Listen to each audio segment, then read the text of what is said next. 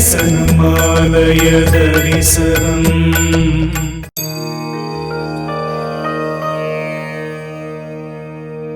அருள்மிகு ஸ்ரீ கெங்கையம்மன் ஆலயம், வன்னியர் திரு, ஐயப்பன் தாங்கல்.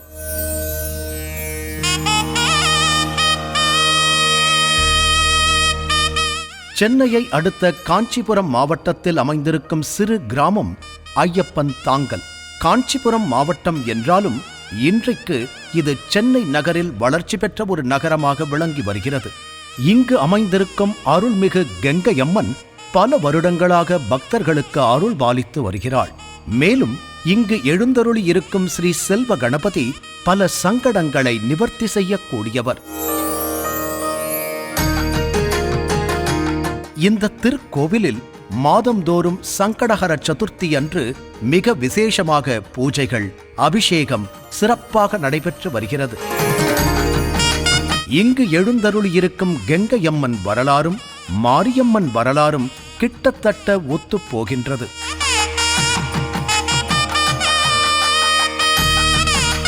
புராண நிகழ்வின்படி ரைவதராஜன் என்ற மன்னனின் மகள் ரேணுகாம்பாள். அவளை ஜமதக்னி முனிவர் திருமணம் செய்து கொள்கிறார். இந்த தம்பதிகளுக்கு 3 மகன்கள் பிறக்கிறார்கள். அதில் இளையவன் பரசுராமன் என்பவன். ரேணுகாம்பாள் தன் கற்பின் ஆற்றலால் அபாரமான சக்தியை கொண்டிருக்கிறாள்.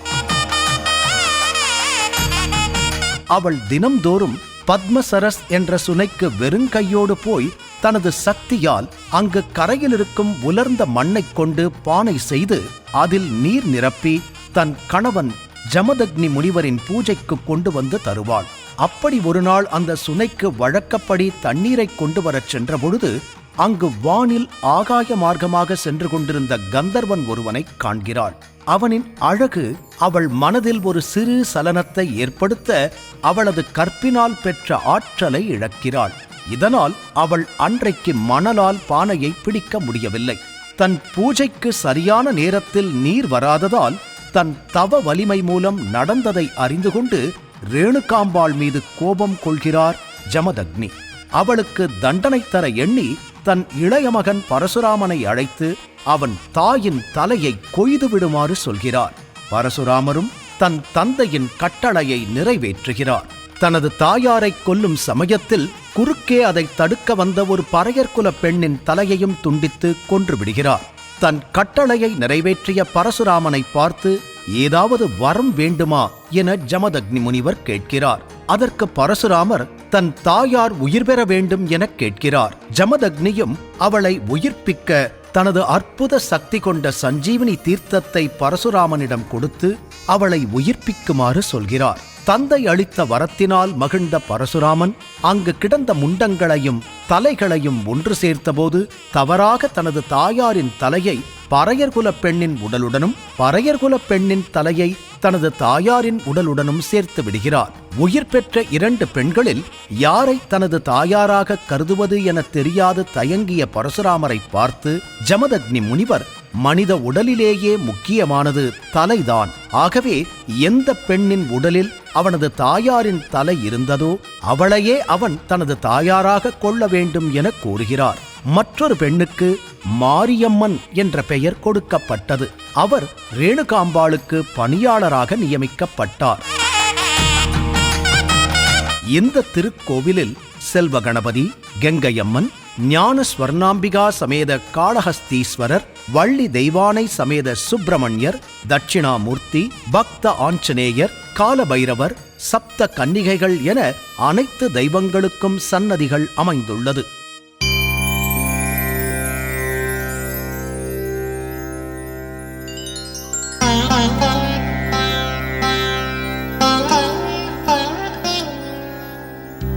மேலும் இங்கு நவக்கிரகங்களுக்கான சன்னதியும் அமைந்திருக்கிறது.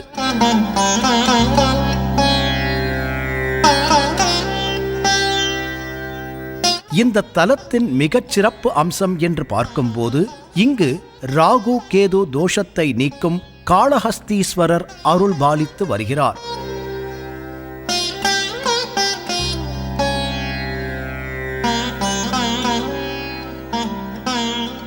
இங்கு திங்கள் மற்றும் சனிக்கிழமைகளில் ராகுகால நேரங்களில் தீபமேற்றி அர்ச்சனை செய்து வழிபட்டால் பக்தர்களுக்கு ராகு மற்றும் கேது கிரகங்களால் ஏற்படும் தோஷம் நீங்கி திருமணத் தடை நீங்கும். மேலும் புத்திர தோஷம் நீங்கி புத்திர பாக்கியம் கைகூடும் என்பது பக்தர்களின் நம்பிக்கை.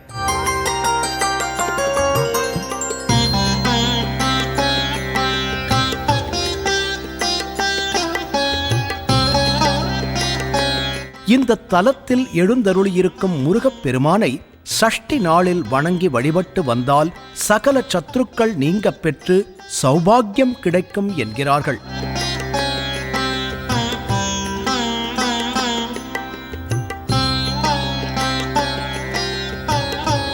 செவ்வாய்க்கிழமையன்று இந்த தலத்தின் அங்காரகன் மற்றும் முருகனுக்கு விளக்கேற்றி வழிபட வீடு மற்றும் இடம் சார்ந்த விஷயங்கள் கைகூடும் என்பதும் நம்பிக்கை. இந்த தலத்தில் இன்னொரு மிகச்சிறப்பான விஷயம் என்று சொன்னால் அது எங்கும் இல்லாதபடி தட்சிணாமூர்த்தி தனி சன்னதி கொண்டு அருள் பாலிக்கிறார்.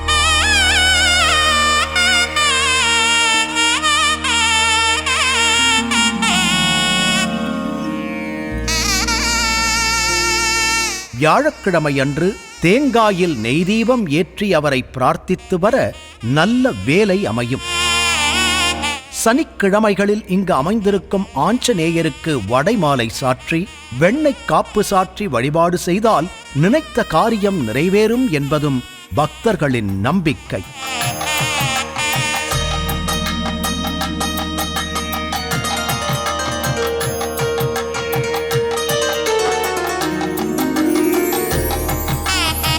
அஷ்டமி தினத்தில் கால பைரவரை வழிபட சகல கஷ்டங்களும் நீங்கப் பெறும்.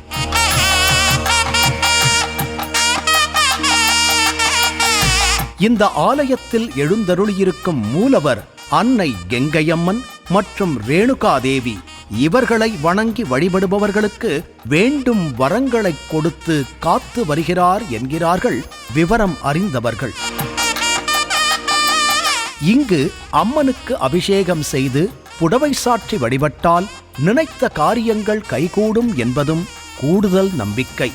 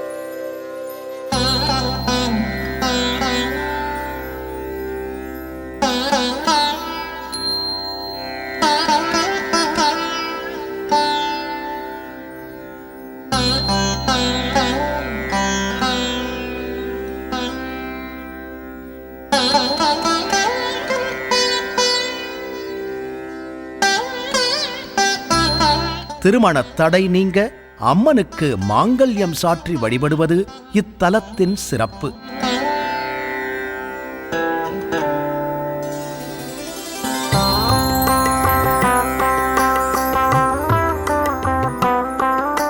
இந்த ஆலயத்தில் பல சிறப்பு பூஜைகள் நடைபெறுகின்றன. அவைகளை பார்க்கும்போது மாதந்தோறும் விநாயகருக்கு சங்கடஹர சதுர்த்தி, பிரதோஷம், பௌர்ணமி, சித்ரா பௌர்ணமி, விளக்கு பூஜை, கிருத்திகை, அஷ்டமி நாட்களில் பூஜைகள், இது தவிர சிவராத்திரி பூஜை, அன்னாபிஷேகம், சோமவார சங்காபிஷேகம் ஆகியவையும் விசேஷமாக நடைபெறுகின்றது. நவராத்திரி காலங்களில் இந்த ஆலயத்தில் 10 நாட்களுக்கு பொம்மை கொலு வைத்து கொண்டாடுவார்கள். அன்றைய நாட்களில் அம்மனுக்கு விசேஷ அலங்காரங்கள், சிறப்பு பூஜைகள் நடைபெறும். ஆடி மாதம் கொடியேற்றி பிரம்மோற்சவம் நடைபெறுகிறது.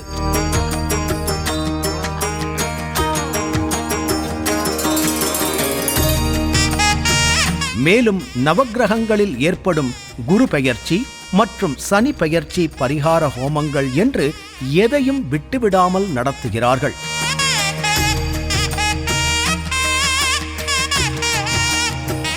அனைவரும் சென்று தரிசிக்க வேண்டிய ஒரு ஆலயம்.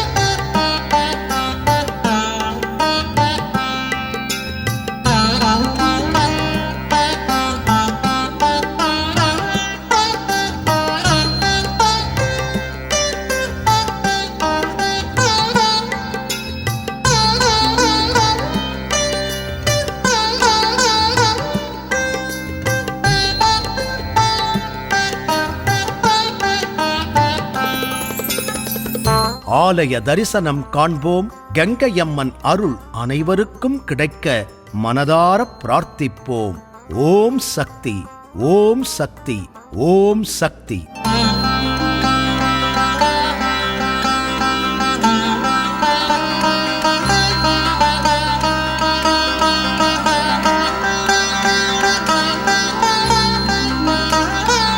இது போன்ற ஆன்மீக வீடியோக்களை தொடர்ந்து பார்க்க கடவுள் டிவி யூடியூப் சேனலை சப்ஸ்கிரைப் பண்ணுங்க.